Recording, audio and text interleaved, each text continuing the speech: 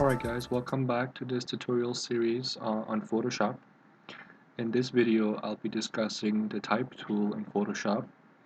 And what the type tool is, it's basically the one tool that you'll be using anytime you want to type anything, such as text, on the Photoshop canvas. So if you go over to Photoshop, the type tool icon and highlight it as I have right now, then that's what you will see. So with that highlighted, you can actually just hover over the canvas, make it click, and it will give you the cursor to start typing. So if you start typing now, let's say type Photoshop, you can obviously see it's on the screen right now. And that's the very basics of what the type tool is. It allows you to type, but also there's modifications you can make to this text right now. So as you can see on the top, we have some settings for this tool, as we did with the brush tool as well. For this tool, we have the font family, so we have Century Gothic right now, but if you drop this down, you can see a whole bunch of them. Um, so we can change that. You can change the font style, so right now it's bold. You can do regular italicized, bold italic, so you have a whole combination of these available to you. Now, some fonts don't have all these options. Some fonts only have regular, or they only have regular and bold, but it just depends on the font that you're using. So this has 4 different options. So next one up, we have the font size, and the font size, unlike some other applications, this is pretty much unlimited. So you can go as high as you want, I think, and it will just size up and up and up. And I think also it works the other way around, so you can do basically, if I highlight this text right now and I do 0.9, whoops, you can see it's very tiny, but basically you can upscale and downscale pretty much infinitely, I think. Or there's a limit somewhere, but it's a very large limit. It's something that should not hinder you from doing your job. Next up, we have let's see. This guy over here basically describes the detail of the font. So on the edges, on the curves here, sometimes if you, let's highlight this font again, sometimes if you change these up, you can see very slight changes. So some fonts give you more subtle changes. Some fonts you can see it more properly, but basically this changes the the quality of the font, if you want to call it such. So next up we have the alignment, and the alignment is pretty intuitive, change the alignment of the text. Next we have the color, so we can actually select this and it brings up a color picker, and over here we can pick the color that we want. So if I go to something like an orange, I can change it there and press OK, and that's it. So once you're happy with what you have here, you can actually click on this check mark or OK icon, and that will save the settings. If you're not happy with this, you want to go back to what you had last time before changing it, you can press on this guy. So this will cancel whatever you've been doing so far. So let's say this is good, leave that. And now let's move on to something that's more powerful in terms of the type tool.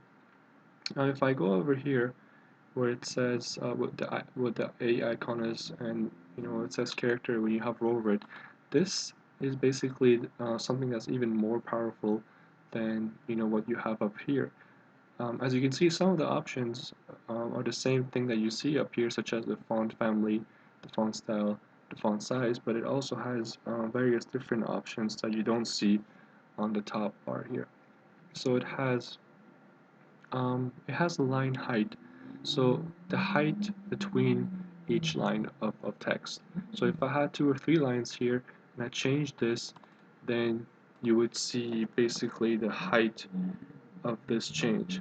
And as you can see right now, basically the line height is set to 7 pixels or points. That's why it looks like it's overlapping. But if I change this to, let's say, auto, highlight text first, change this to auto, it will put it on its own line because I've set this to auto. I can change this to, let's say, to be something much larger also, and I will upsize it even further or downsize depending on what size you have. So this is basically dependent on your font size. If my font size is let's say 120 and you put this less than 120, then it will most likely overlap the font that's above it. So you want to put this at something that's more than 120. So you can just go up and up and you can see how it moves the lines up or down. That's that. Next one we have is basically the horizontal tracking or the spacing between the letters. So if I change this to, let's say, 200, it spaces out the letters, and if I go negative 100, it puts them closer together. So that's that. Go back to 0. That's the normal. Next up we have the horizontal stretching, or scaling. This will basically stretch out your font, your text, and make it look like it's skewed. And then we have the vertical one, so same idea, but it's vertical. And then we have this guy. So this is basically something that allows you to shift up or down your text. Sometimes it comes in handy, sometimes not so much, but if I, for example, want to shift up this O, I can highlight it and then move it up like this. So now it looks like it's some sort of design. Next up we have transformations, so we can make our text bold, we can make it italicized, we can make it all uppercase, camel cased, and so on and so forth. So these are all the different options you have with the character widget. Next we have paragraph. Paragraph is a little more simple, but it gives you options for alignment, so left, center, right, and also indentation. So you can indent your text with this option. And I mean, it's not very useful because you can just click on the element and drag it over if you want, really, but some people use it. I'm not sure for what purposes, but some people find it helpful. So that's all there is to the type tool. We pretty much covered all the basics, and pretty much actually more than basics. We got into some of the more technical stuff, but that's all I want to cover in this video. And you know what? It's a very powerful tool. If you guys start using this, you can actually do some really nice looking designs just based on text. And there's lots of logos out there, designs that are based just on text. So it's really powerful. I hope you guys can practice with this and get a hang of it, because it'll become something that you will enjoy a lot. That's it for this video.